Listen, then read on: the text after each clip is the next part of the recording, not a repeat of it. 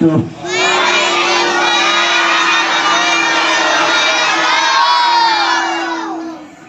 الحمد لله معلم الإنسان القرآن، وصلى الله على سيدنا ومولانا محمد المصطفى خير إنسان وعلى آله وصحبه إلى يوم وضع الميزان. Setelah beliau mengucapkan salam, beliau juga bersyukur kepada Allah Subhanahu wa Ta'ala yang telah mengajarkan Al-Quran kepada seluruh manusia, dan juga salawat dan salam beliau haturkan kepada Rasulullah Sallallahu Alaihi Wasallam sebaik-baik insan sampai pengikut-pengikutnya sampai di hari adanya mizan. أعظم معجزة الله أعطاها النبي محمد هي القرآن. Sebaik-baik mukjizat yang oleh Allah Subhanahu wa Ta'ala diberikan kepada Nabi Muhammad adalah Al-Quran. الله أكرم نبينا محمد بمعجزات كثيرة. Allah Subhanahu wa Ta'ala memberikan dan memuliakan Rasulullah Sallallahu Alaihi Wasallam dengan berbagai mukjizat yang banyak. كلها ذهبت وبقي ذكرها.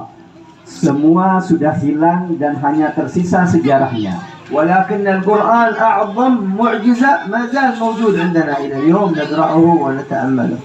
Akan tetapi Al-Quran adalah sebaik-baik dan semulia-mulia mukjizat yang mana Al-Quran tetap ada dan bisa kita pelajari sampai hari ini. قال صلى الله عليه وسلم خيركم من تعلم القرآن وعلمه. Rasulullah Sallallahu Alaihi Wasallam bersabda, sebaik-baik kalian wahai kaum muslimin adalah orang-orang yang belajar Al-Quran dan kemudian mengajarkan Al-Quran tersebut. وهذا الخطاب نقوله للكبار والصغار أن القرآن يؤثر في حياة المؤمن حتى لم يفهم معنى الآية. المهم أنه يؤثر إذا قرأه في الصلاة، إذا قرأه غير في وقت الصلاة، يؤثر في سلوكه، يؤثر في أخلاقه. حتى قالت السيدة عائشة رضي الله تعالى عنها وأرضاها عن خلق نبينا محمد صلى الله عليه وسلم وكان خلقه القرآن صلى الله عليه وسلم. Beliau menyampaikan hal ini bukan hanya kepada anak-anak, akan tetapi kepada kita semuanya, baik yang anak-anak ataupun telah dewasa, karena Al-Quran itu sangat berpengaruh kepada kita, baik kita paham ataupun tidak. Apalagi pengaruh terhadap akhlak dan tingkah laku kita, adabiah kita. Karena Sayyidah Aisyah radhiyallahu anha meriwayatkan bahwasanya akhlak Rasulullah Sallallahu Alaihi Wasallam itu adalah Al-Quran. واسم هذا المعهد مفتاح العلوم. Dan nama pondok ini adalah Miftahul Ulum, kunci bagi berbagai ilmu. وهل عرفتم ما هو مفتاح العلوم؟ Dan apakah kita sudah tahu apa arti dari Miftahul Ulum? القرآن الكريم. Yaitu kunci dari segala ilmu adalah Al-Quranul Karim. كل شيء في القرآن. Segala sesuatu ada di dalam Al-Quran. ذكر الأمم في القرآن. Penyebutan sejarah-sejarah umat-umat terdahulu ada di dalam Al-Quran. أخبار أهل الجنة في القرآن. Tentang kabar-kabar ahli surga juga berada di dalam Al-Quran. وأخبار أهل النار في القرآن. Kabar tentang ahli neraka juga ada di dalam Al-Quran. وقصص الأنبياء في القرآن. Sejarah-sejarah para nabi juga berada di dalam Al-Quran. كل شيء في القرآن. Segala sesuatu ada di dalam Al-Quran. جاء واحد من الكفار إلى بعض المسلمين يسأله سؤال. Ada seorang kufar, seorang orang yang kafir datang kepada kaum mukminin untuk bertanya sesuatu. قال أنت أيها المسلم تقول أن كل شيء موجود في القرآن. قال نعم كل شيء موجود في القرآن. Orang kafir ini bertanya kepada si mukmin, kamu wahai mukmin mengatakan bahwasanya segala sesuatu ilmu apapun ada di dalam Al-Quran. Maka si mukmin menjawab, ya semua ada di dalam Al-Quran. قال إذن أنا أريدك أيها المسلم أن تبحث عن اسمي في القرآن، فإذا وجدت اسمي في القرآن أنا سأدخل في دين الإسلام. Kemudian orang kafir ini berkata kepada orang mukmin tadi, wahai orang mukmin, bila mana benar semua ada di dalam Al-Quran, maka carilah namaku di dalam Al-Quran. Bila di dalam Al-Quran ada namaku, maka aku akan memeluk agama Islam. قال ايش اسمك؟ ما اسمك انت. Kemudian si mukmin bertanya, siapa namamu? قال انا اسمي كوك. Namaku adalah Kuk. قال موجود في القرآن. Maka si mukmin mengatakan ada di dalam Al-Quran. هل فين هذا موجود في القرآن كلمة كوك في القرآن؟ فين؟ Di mana nama Kuk itu bisa ditemukan di dalam Al-Quran? قال المسلم موجود في سورة الجمعة. موجود هذا. Maka si mukmin ini mengatakan ada di surat Al-Jumu'ah. قال الله تعالى ولو رأوا تجارة أو لهوا انفضوا إليها تركوك قائمة. قالوا أنا موجود اسمي. قال نعم موجود اسمك في القرآن. قال إذن أشهد أن لا إله إلا الله وأن محمدا رسول الله. Maka oleh si mukmin ini diakali dengan menyebutkan salah satu ayat wa tarakuka qa'ima. Kuk wa tarakuk. Di sana akhirnya si kafir ini percaya bahwasanya sebutan nama dia ada di dalam Al-Quran, maka dia masuk Islam. Alhamdulillah ala wujud مثل هذه المعاهد الإسلامية. Kita perlu bersyukur kepada Allah Subhanahu wa taala atas keberadaan pondok-pondok seperti pondok وهي ini. التي تحيي القرآن في قلوب المسلمين. Yang mana pondok-pondok ini adalah sesuatu yang bisa menghidupkan dan melanggengkan Al-Quran di dalam hati-hati kaum muslimin. خصوصا هذه المعاهد المرتبطة بمعاهد التربية والسلوك والعلوم النافعة هي التي تعطي هذا الطالب القرآن وتحفظه القرآن، بل تعطيه سر القرآن والتربية والأدب في القرآن. Lebih-lebih pondok seperti ini yang mana mengajarkan Al-Quran, mengajarkan isi-isi Al-Quran, menghafalkan Al-Quran dan menyampaikan sir-sir, rahasia-rahasia dan akhlak-akhlak yang berada di dalam Al-Quran. الآن كثير من الجامعات، كثير من المدارس في إندونيسيا وفي غير إندونيسيا. Sekarang banyak madrasah-madrasah, sekolah-sekolah, kampus-kampus baik di Indonesia ataupun di luar Indonesia. لكن لا تعلم القرآن. Akan tetapi kebanyakan sekolah-sekolah tersebut, kampus-kampus tersebut tidak mengajarkan Al-Quran dengan sebagaimana mestinya. ربما مسلم دكتور أو بروفيسور يدرس في الجامعة لكن لا يعرف قراءة القرآن. يأتي ولد صغير في المعهد مفتاح العلوم يقرأ القرآن أفضل من هذا. Terkadang ada seorang doktor, ada seorang profesor, dia jadi dosen mengajar di perkuliahan-perkuliahan, namun ternyata tidak bisa baca Al-Quran, malah bisa dikalahkan anak-anak kecil yang belajar di semisal pondok Miftahul Ulum ini. ليس كل إنسان يفتح المصحف يستطيع يقرأ القرآن. Tidak semua orang membuka mushaf, membuka Al-Quran bisa membacanya. كان واحد من الدكاترة دكتور في الجامعة قام يريد أن يقرأ سورة ياسين.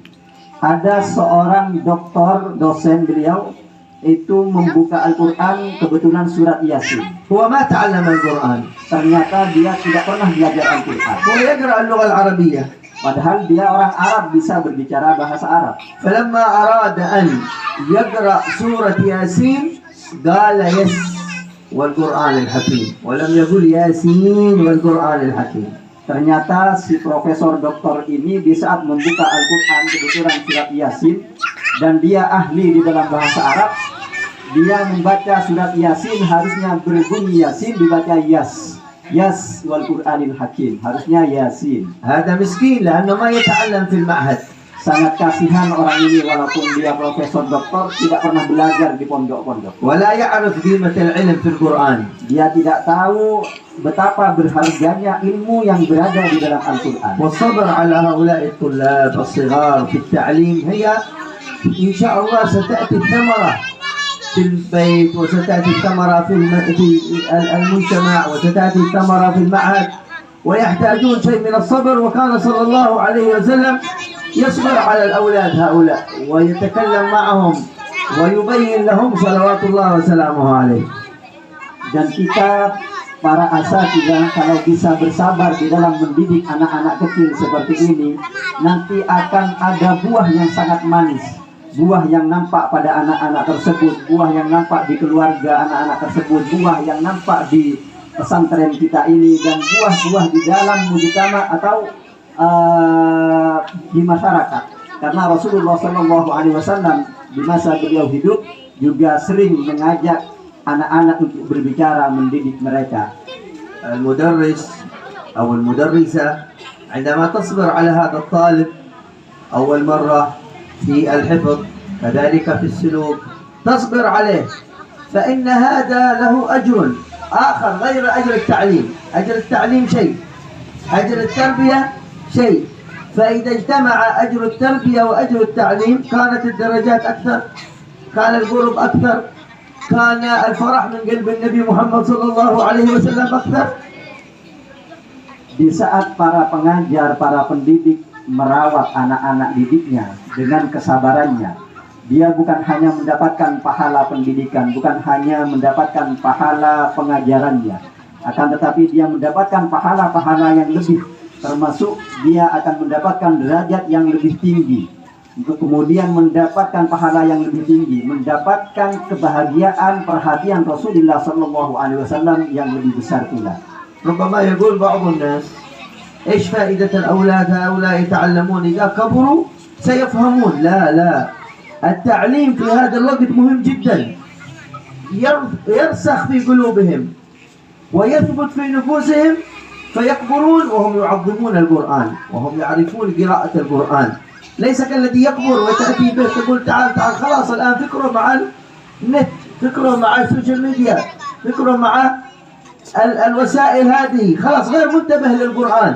لكن عندما يأتي في هذا السن تجده عنده تعلق، فيكون العلم فيه كالذي يكتب في الحجرة، يأتي المطر ولا يغيره، تأتي الريح ولا يغيره. Dan juga ada terkadang orang yang meremehkan terhadap pendidikan masa anak-anak, seakan-akan pendidikan untuk anak-anak kecil dianggap tidak ada harganya, kalah keren, kalah wibawa dengan pendidikan-pendidikan yang mendatangkan anak-anak yang sudah dewasa. Padahal pendidikan untuk anak-anak kecil itu lebih tertancap di hati mereka dan akan dibawa sampai besar mereka tetap memuliakan Al-Quran. Berbeda dengan orang-orang yang sudah dewasa, datang ke sini kadang-kadang diajak, pikiran mereka ada di sosmed, pikiran mereka ada di internet, pikiran mereka ke pasar kemana-mana. Ini berbeda. Akan tetapi bila mana kita mengajarkan kepada anak-anak kecil sama dengan mengukir di atas batu, yang mana ukiran tersebut tidak akan hilang dengan diterpa angin, tidak akan hilang dengan diterpa hujan dan semacamnya. قال صلى الله عليه وسلم كما قلنا يحب الجلوس مع الأطفال ويعلمهم. كان يقول لهذا الذي يأكل يا غلام سم الله، يعلمه باللطف، يا غلام سم الله وكل بيمينك وكل مما يليك، يعلمه كيف يأكل وكيف يبدأ بالطعام وكيف يحترم الطعام. هكذا كان صلى الله عليه وسلم يربي الأولاد، يربي هؤلاء الناشئة. لكن هذا الصحابي ما نسى كلام النبي صلى الله عليه وسلم، خلاص أصبحت تربية النبي إلى الموت موجودة معه رضي الله تعالى عنهم وارضاهم. Rasulullah Sallallahu Alaihi Wasallam sangat senang duduk-duduk dengan anak-anak kecil. Beliau mengajari mereka, beliau merawat mereka, beliau mendidik mereka. Di saat mereka akan makan, beliau katakan, bacalah basmalah. Kemudian di saat beliau anak-anak mau memulai makan, makanlah dengan tangan kanan. Dan makanlah apa-apa yang ada di depanmu, yang jauh tidak usah. Ini tarbiyah pendidikan dari Rasulullah Sallallahu Alaihi Wasallam, yang mana hal ini tertancap di hati para sahabat sejak kecil dididik Rasulullah, dibawa sampai beliau semuanya meninggal dunia radhiyallahu anhum wa ardhahum. نسأل الله تعالى أن يبارك في هذا المعهد إن شاء الله وفي شيخه وفي المدرسين أجمعين إن شاء الله. Semoga Allah Subhanahu wa taala memberkati pondok ini, para mudarrisin, para pengajar, dan juga kepada khususnya kepada kiai dan keluarganya. Amin ya rabbal alamin. Allah yarzuqul kiai as-sihha wal afiyah insyaallah.